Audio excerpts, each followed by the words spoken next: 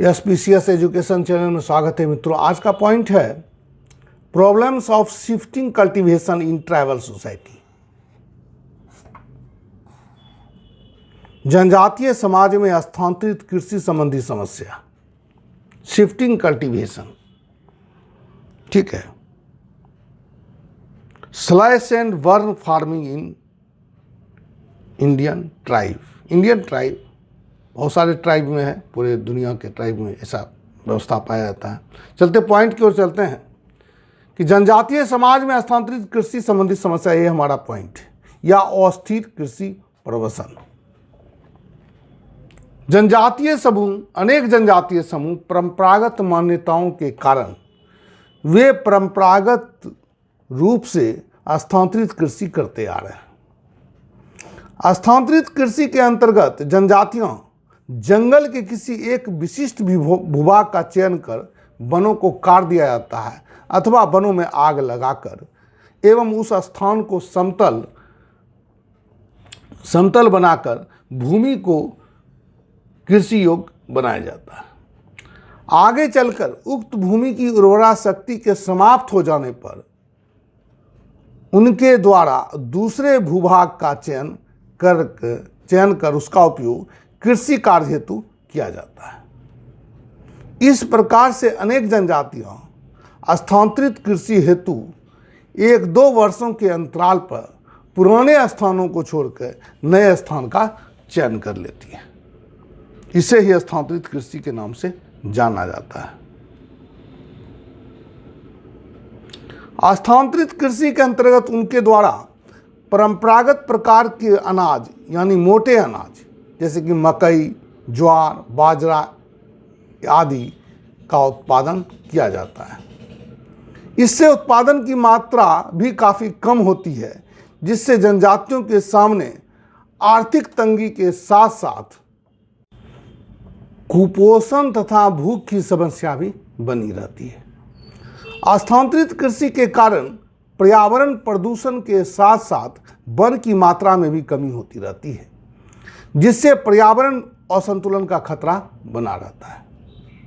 इसलिए सरकार ने वन नीति द्वारा कानून बनाकर स्थानांतरित कृषि को प्रतिबंधित कर दिया है और सुनियोजित तरीके से वनों के विकास पर बल दिया जा रहा है।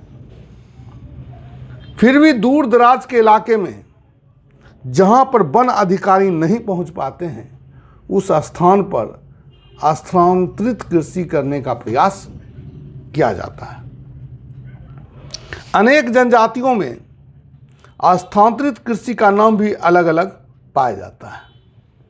उत्तर पूर्वी भारत में इसे झूम के नाम से जाना जाता है, जबकि श्रीलंका में चेना के नाम से जाना जाता है। देखिए यहाँ पर एक लिस्ट दिया हुआ है भारत या देश के नाम, दूसरा है स्थानांतरित कृषि के नाम। वियतनाम में रे के नाम से जाना जाता है, पश्चिम अफ्रीका में लोगन के नाम से जाना जाता है, मैक्सिको में कोमिल के नाम से जाना जाता है, ब्राज़ील में रोका के नाम से जाना जाता है, बस्तर जिला मध्य प्रदेश में दीपा के नाम से जाना जाता है, बुंदेलखंड क्षेत्र में मध्य प्रदेश में बेवर और दहियार के नाम से जाना जाता है। इसके अतिरिक्त वनों के मध्य कृषि कार्य करना एक कठिन काम है, क्योंकि वहाँ पर जंगली जानवरों द्वारा भी फसल को बर्बाद किए जाने की संभावना बनी रहती है। इस कारण से भी जनजातियों में भूख और गरीबी जैसी समस्या बनी रहती है। इस प्रकार से कहा जा सकता है कि स्थानांतरित कृषि से 2 प्रकार की समस्या उत्पन्न होती है। एक है वनों का ह्रास या वनों की कमी, दूसरा है उत्पादन की मात्रा में भी कमी। इसलिए बदलते समय के अनुसार कृषि पद्धतियों में आमूल चूक परिवर्तन होना बहुत आवश्यक है, अन्यथा मिट्टी अपनी पूर्ण उर्वरता को खो देगी और संपूर्ण मानव समाज के अस्तित्व पर ही खतरा उत्पन्न हो जाएगा। वर्तमान समय में जो जनजातियां स्थानांतरित कृषि प्रणाली को त्याग कर आधुनिक तकनीक के आधार पर कृषि कार्य कर रहे हैं, उनमें आर्थिक तंगी एवं अन्य समस्याओं का भी करीब करीब समाधान हो चुका है। जनजातियों में स्थानांतरित कृषि जैसी समस्या को पूर्ण रूप से रोकने के लिए निम्नलिखित महत्वपूर्ण उपाय प्रभावी हो सकते हैं।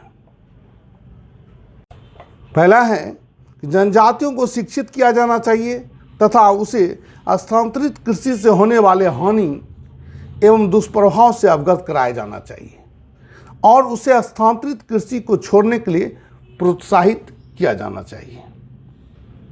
दूसरा पॉइंट है कि भूमिहीन जनजातियों को कृषि योग्य भूमि को उपलब्ध कराया जाना चाहिए ताकि वे कृषि हेतु वन भूमि का उपयोग नहीं करें। जनजातियों को तकनीक कृषि प्रणाली को अपनाने हेतु प्रोत्साहित किया जाना चाहिए, साथ ही उसे आधुनिक कृषि यंत्र के खरीदारी हेतु आसान तरीकों से ऋण उपलब्ध भी कराया जाना चाहिए। इस प्रकार के तरीकों को अपनाकर जनजातियों को स्थानांतरित कृषि कार्य करने से विमुख किया जा सकता है। इसके साथ ये क्लास समाप्त होता है। अब नए क्लास में नए बिंदु के साथ फिर उपस्थित होंगे। आशा करता हूँ कि वीडियो को आपने पूरा देखा है, पढ़ा है, समझा है।